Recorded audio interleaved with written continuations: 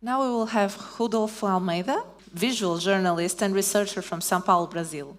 Passionate about ecological issues, he is currently researching representations of the climate crisis in data visualization as a master's student in design at dataviz in the Federal University of Rio de Janeiro. Previously, he designed hundreds of data stories and infographics at the Nexo Jornal and produced video stories at o Estado de São Paulo. Since then, he has collaborated with various institutions and his work has been recognized by awards such as Malogiev and Sigma Awards. He is here with us to talk about visualizing the unimaginable, imagination and representation of world in crisis. Thank you. Yeah, thank you.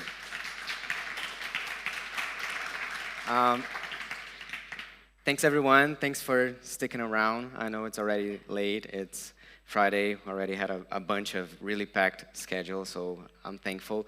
And I just start by saying that this is my first dataviz conference, and I've been so positively surprised at how welcoming and warm this community is. So thank you again for that. Yeah, thanks for this introduction as well. My name is Rodolfo Almeida. I'm super excited to be here presenting this work. I'd like to share some ideas on a variety of topics regarding all those things that we do not know. I've been working in the journalism and media sectors for the past 9 years, and as a data visualization designer, I had the opportunity to design visualizations on a variety of topics, from deforestation in the Amazon to all the places where the comic book character Tintin has traveled to. I've done that in the past. I had the chance of employing many different visualization techniques and programming languages and softwares and whatnot. And there is one subject matter when it comes to making visualizations that has always perplexed me and inspired me to start my research at dataviz, which is the lab where I'm affiliated with at Federal University of Rio de Janeiro, and that is the climate. I'd like to start by asking a very broad and open-ended question. How do you visualize climate change? And when I say visualize, I'm not talking only about inputting data on a software or programming language and giving visual encodings to certain aspects of the data. I mean, also quite literally, what image comes to mind when you think of climate change? How can you imagine it? You might think, for example, of all the horrific images we're already desensitized to at this point, depicting floods, wildfires, landslides, and other catastrophic events and related to disturbances in the climate. You might also conjure up images of plastic-ridden beaches or massive landfills, industrial districts emitting greenhouse gases at a staggering pace, or any other image of human impact on the planet. Or, since we're in a dataviz conference, you might also think, on the other hand, taking this question more literally, of all the quantitative evidence that we have of climate change as a phenomenon that is attested mainly through data. You might recall some popular climate visualizations, such as the climate stripes, the hockey stick chart, or some very red maps of the globe. But you may also realize that there seems to be a sort of discrepancy between this the urgent and depressing images that we've come to associate with climate change and these abstract shapes of the marks and channels that we employ to visualize this data. Of course, we can't expect all our visualizations to be completely figurative or to be a one-to-one representation of the phenomenon that they're depicting. Or even that we start employing some scare tactics like making all our visualizations black and red and dark and depressing. That's not the point. The point is, even as these visualizations are valid and important representations of climate change, which they are just touching on the tip of the iceberg of the phenomenon that is climate change. This is a really large phenomenon that we're only starting to get a grasp of. And we have so much yet to do and to understand to fully know all the ways that we can visualize it. But if our work in data visualization consists of understanding the world through the data that we collect about it so that we can act upon it, it seems to me that we could be doing a better job. And I'm not saying this because we're bad at it, because what this conference is a clear example of is that we're really good at data visualization. Look around, you know? That's not the point. What I'm saying is the phenomenon that we're depicting, the challenge that we're facing, is so urgent and so daunting that we can't help but feel that our solutions are never enough and that we're small and powerless in relation to that phenomenon. At the very least, maybe, we could be benefiting from a more ecological approach to how we do our data visualization jobs and our understanding of our roles as dataviz designers. So, what is the size of this problem? How big are our problems? Since we're talking about scale, it's useful to define what is the size so that we can understand how bad is the situation that we're in, right? Turns out it's pretty big, our problems, you know, not only in the ways that we may think as well. The thing that is so confounding about climate change is that it's a big problem, especially because it defies our very understanding of what big means. We'll get to that. Climate change, in fact, it's a phenomenon so big, actually, that it extends far beyond the increase in surface temperature in the globe, which is one of the indicators that we come to associate with it. Climate change is actually a force of geological power. In the year 2000, the Nobel laureate Paul Crutzen, who's a chemist, coined a term called the Anthropocene, which is used to describe a new geological era in the history of the planet that is defined by the magnitude and scale of the human impact on Earth. This image here, which to me is actually kind of resembles a representation of the state of the world as of today. It's not actually the world, it's what's called a plastic glomerate. It is the result of the fusion of rock, sand fragments, shells, and most importantly, plastic that is left behind on beaches. It is essentially a new type of mineral exclusively related to human activity. It wasn't here on this planet before we arrived here. And it is one of the many geological evidences of our passing through this planet, which is left behind for future generations to collect and analyze, just like we do with the rock that we found from, I don't know, many other civilizations in the past. This is one of the many evidences of the impact of human action on the planet, but it's not the only one. And it is considered by some researchers as one of the potential markers of the beginning of the Anthropocene, the fact that we now can see this thing which wasn't here before. But it's not the only one, and one of the strongest evidences beside it of the Anthropocene existing as a phenomenon is what is called the Great Acceleration, which is being displayed here. It is this staggering upward trend that is visible in a bunch of different indicators that we monitor about the world and about human societies. From carbon dioxide concentrations to methane gases in the atmosphere to domesticated land and even the social indicators as well. So our numbers in population, our number of telecommunication indicators, and, for example, primary energy use, and many other indicators all seem to have that pattern of shooting upwards beginning in approximately the 1950s.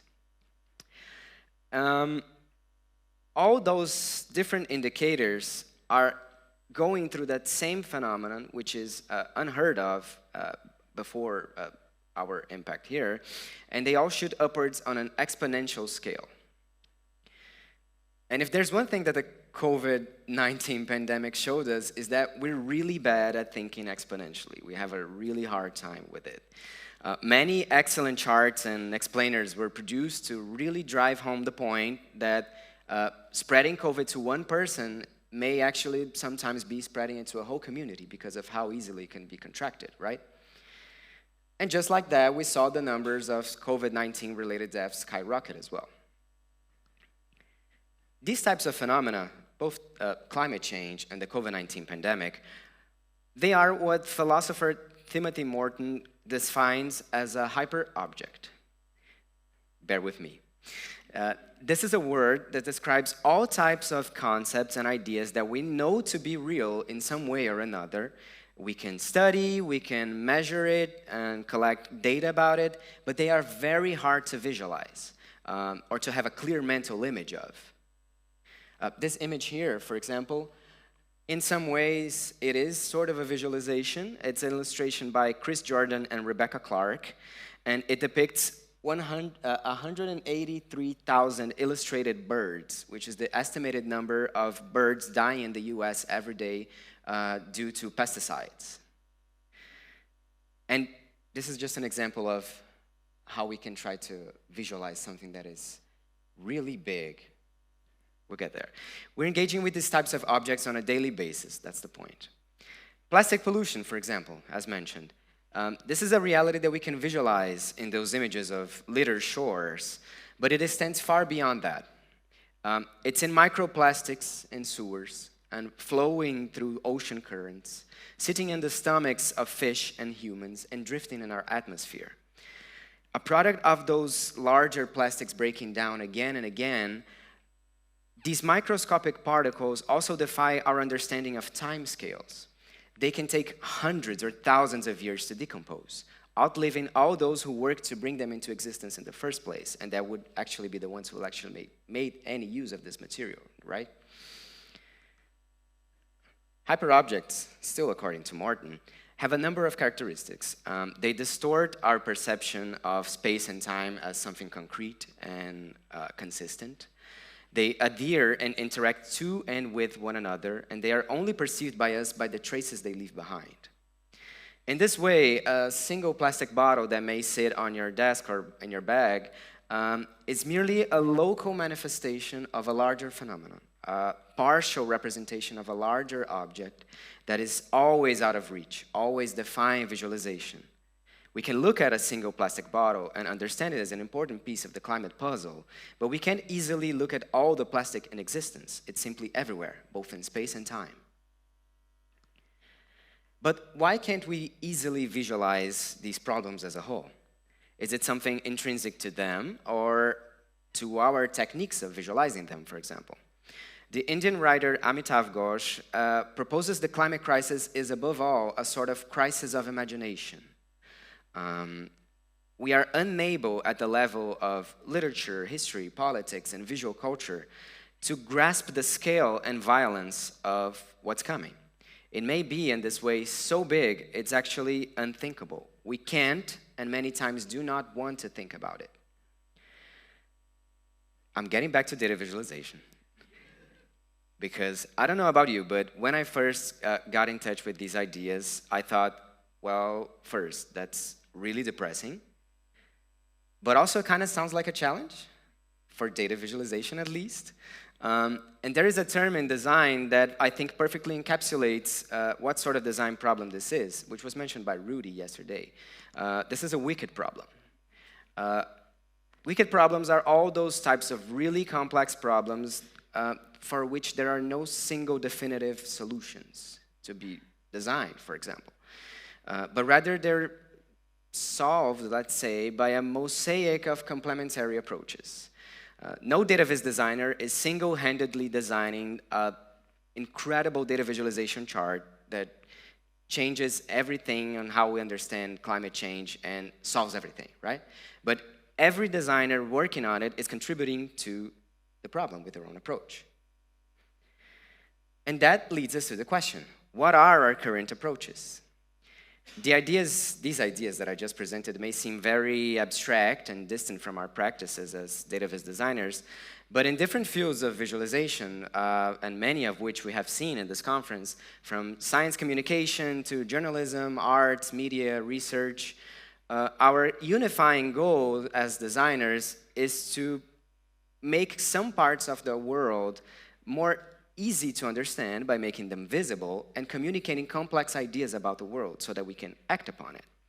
And these are ideas that our cognition may sometimes struggle with when presented with numbers alone, as we've seen here also, but that our perception when faced with the visualization can decode into a mental model of the world.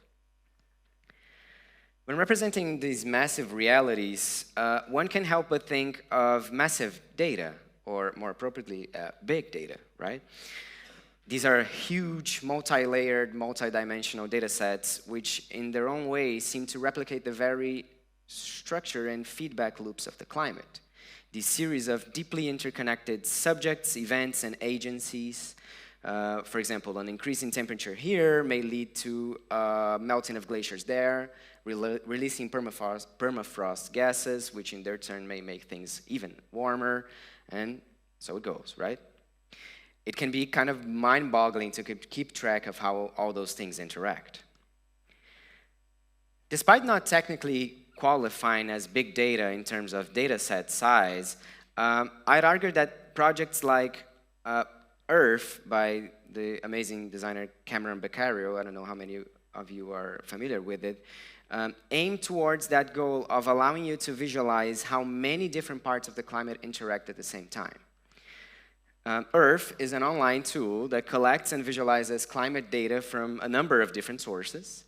And in a way, it is kind of a dashboard of the planet, a dashboard of the planet's climate, where good visualization principles are employed to encode data such as wind direction, carbon dioxide and particulate matter concentrations, and a bunch of different things. This is an approach that seems to handle the complexity of the phenomenon that it's depicting by keeping it complex. Even if the amount of information may sometimes be overwhelming or a reader might not know where to start, the idea here is the visualization seems to be stating this is the Earth's climate as far as we can measure. What I find interesting about this approach of keeping it complex is how it draws attention to our own cognitive limitations when dealing with large amounts of information.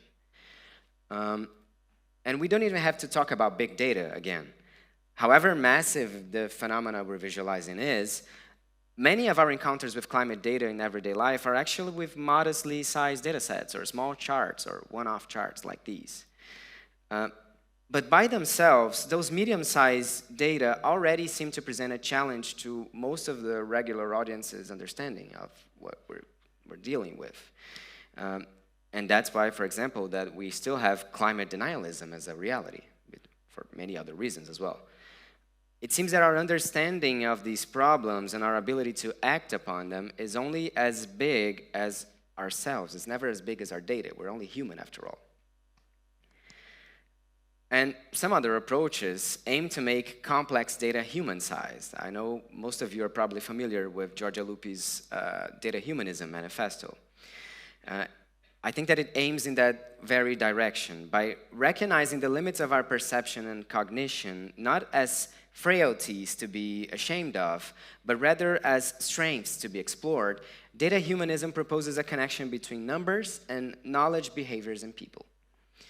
Since we've long crossed that peak infographics era that Giorgia mentions, and we are saturated with these high-tech looking visualizations and dashboards filled with donut charts and waterfall charts and whatnot, we may now be prepared to recognize data as imperfect snapshots of our quantified world, understandable only to the limits of our experience and cognition.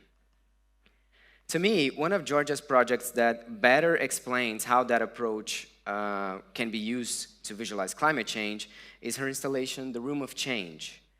It is comprised of a 30-meter-long handcrafted data tapestry, which is like on all three walls of a gallery. And they all are visualizing different variables, not unlike those ones that I showed in the Great Acceleration charts. So from carbon dioxide and many different things, we see how all those indicators are changing over time by looking around at the gallery. And by employing this metaphor of the tapestry, this project is, to me, expertly imbued with this sense of scale, right? When looked closely, a tapestry might reveal patterns that are impossible to see from afar, and vice versa. If one was to try and decode each and every variable on this chart, we'd probably have a hard time, but that's not the objective of the work. The physical experience of sitting in the center of the room and looking around is crucial to obtain this sense of bewilderment and to the complexity of what is before us. And you can also see that changes are occurring. The geometric shapes on the walls are not the same in the beginning and at the end.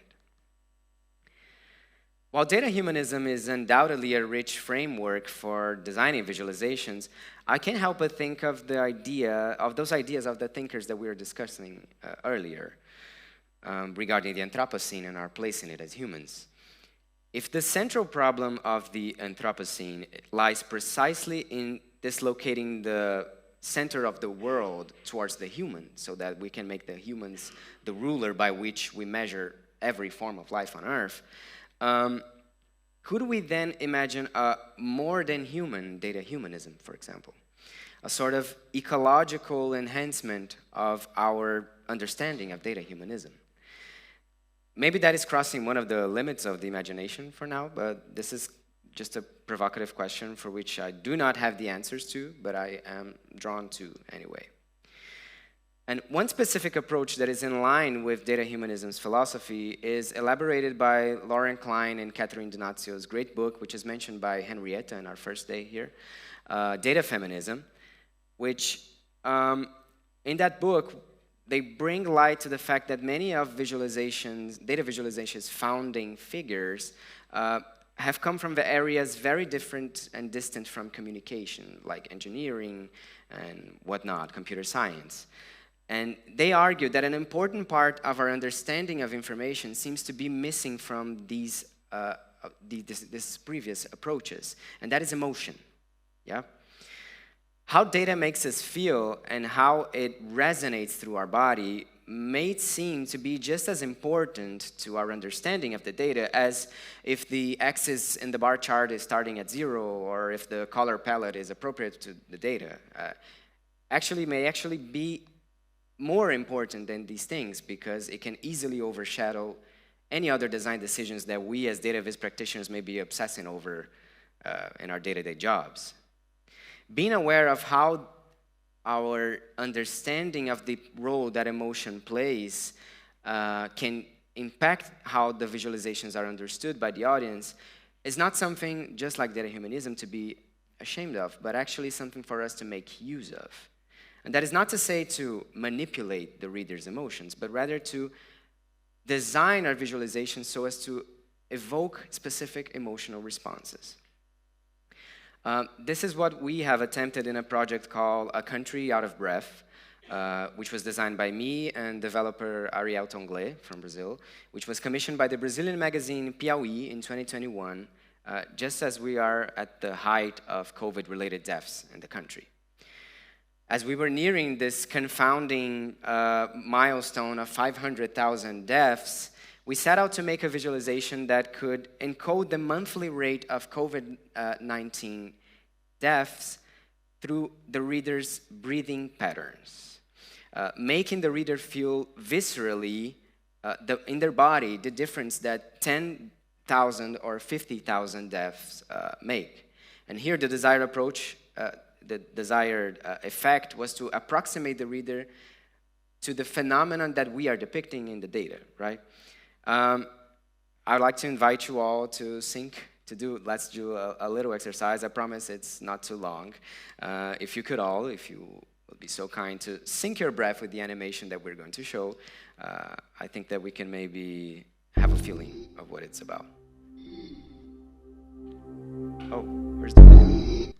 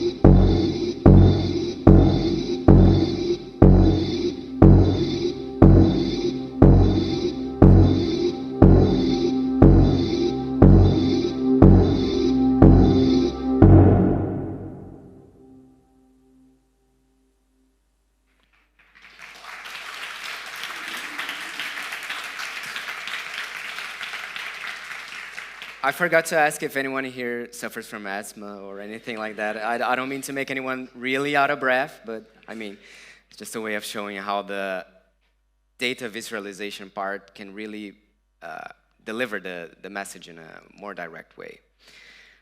So, backing up, where do we go from here? None of those visualizations that I showed here are final or definitive solutions to the problems that they're depicting, but rather they're explorations of how we can grapple with things that are beyond our cognition because they're so big and difficult to understand.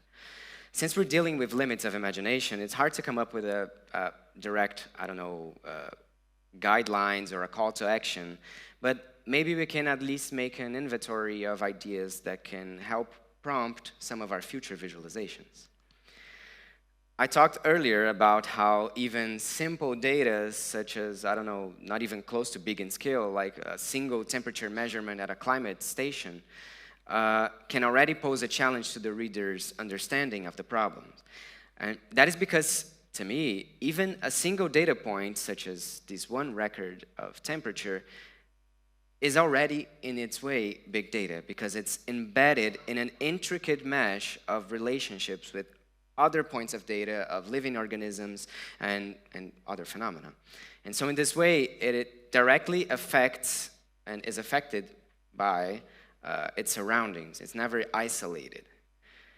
Re-examining the value that we ascribe to single data points can maybe be one of those ways that we can find new ways to visualize all those big, scary ideas. I'm also, it's attractive nowadays, especially considering AI, to think about big data and AI as these like silver bullets to many of the problems that we're facing. And we've already been advised by Georgia, for example, to think in terms of smaller data, not big data, but we might actually need to think even smaller, think minuscule data. So when we're representing realities that span timescales ranging from, I don't know, from millennia to milliseconds or, I don't know, in millimeters to kilometers, we may need to think not in terms of this big data and more data, but actually to think minuscule and give much more attention to the fact that there's lots of things that may escape our perception that are equally as important as those big ideas and actually be part of those big ideas. We've obviously have done a lot with data humanism, and the problem though is that the challenges facing us are so urgent that we can't help but ask, what more could we be doing? Could we imagine a framework that is beyond data humanism, focused not on us as humans, but on the planet's scale and its different relationships with all living things, you know? And actually, what would that look like? What would our charts look like if we went this route? What would our role as data visualization designers be in this different framework that is yet to come? I don't know. I honestly don't know. But maybe, and this is more of a provocation than really, as I mentioned before, I'm really interested in talking about that which we don't know than that which we know. Maybe by addressing these concerns and communicating them through our visualizations, we can start to see the outlines of how we represent our planet and the life of everyone that inhabits it. Maybe by questioning how our design choices address the scale of the phenomena that we're coming with terms in our day-to-day lives, we could come up with new answers to this question, how can we visualize climate change? Yeah, thank you.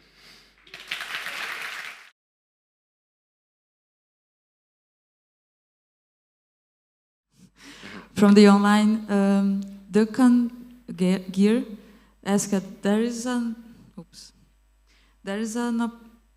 opinion I have heard that we already have enough charts about climate change, and they have been showing the same thing for decades. What we need instead is for politicians to start taking actions. As someone who makes climate charts, do you agree with that? I mean, sure, yeah, but most of these ideas that I've presented here, as a visual journalist and working directly with social environmental issues, these discussions are very personal to me, because I've always been, after you've designed the 10th or 20th or 30th chart depicting deforestation in the Amazon and rising temperatures and whatever, you start to wonder, is it something that I'm doing wrong, or is it that no one's really listening and giving attention to this?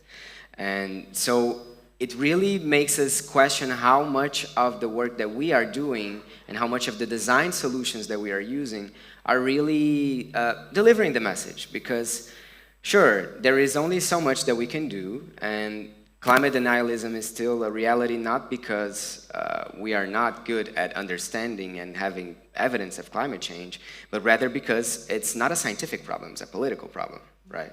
And we have many industries and lots of money and economic factors that are involved in keeping things as they are. But I don't know, I think that I agree that it really relies on people who are in positions of power to make a change. But I think that when your house is burning down, it's much better if everyone starts trying to collect stuff and get out of there and try to really come up with every solution that we can, than really sitting around and, oh, someone will take care of it. So let's wait for the politicians to do it. If we just stick around and waiting, we might not have a very good ending, probably. That's true. Another question there?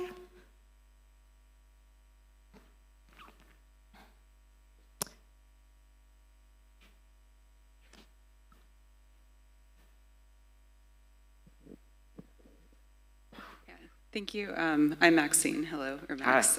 Thank you so much for your talk. It's something that I think about a lot as well.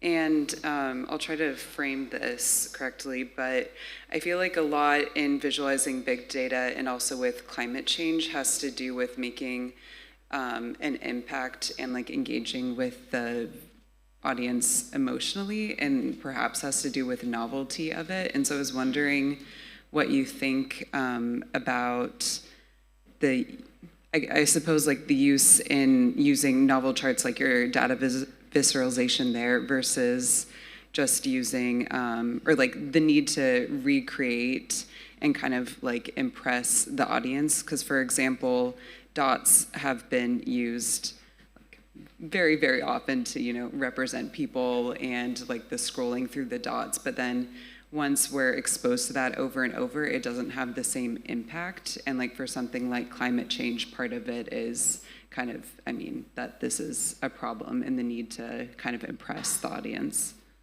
Yeah, I think it makes sense that we really can become desensitized to even seeing the same visual encodings again and again, representing the same types of data. And that's everyone here who's a data journalist may agree that this is something that it's common in data journalism, that you have these events that are always recurring. You have the new IPCC report, you have the new GDP results. So we're always relying on the same visual encodings to represent the same data. And sure, we're using those because they're already tried and tested. So in some ways, we know that they are, I don't know, efficient in relying that information. But sometimes when something has been said in the same way so many times, we really start not hearing it anymore. And what I'm interested in with these ideas and the work that my research is, what other ways of telling the same stories, or what other ways of dealing with things that we already know and have evidence of, can we come up with? What do we need to do to come up with those ideas, right? So yeah, sure, we can get desensitized to those things, and the novelty sure does play a big part on this. Thank you. I know that probably you had more questions, but since Friday is already almost gone, let's stop here, but I'm sure Rodrigo will be happy to answer your questions remotely or in person. Thank you very much. Thank you.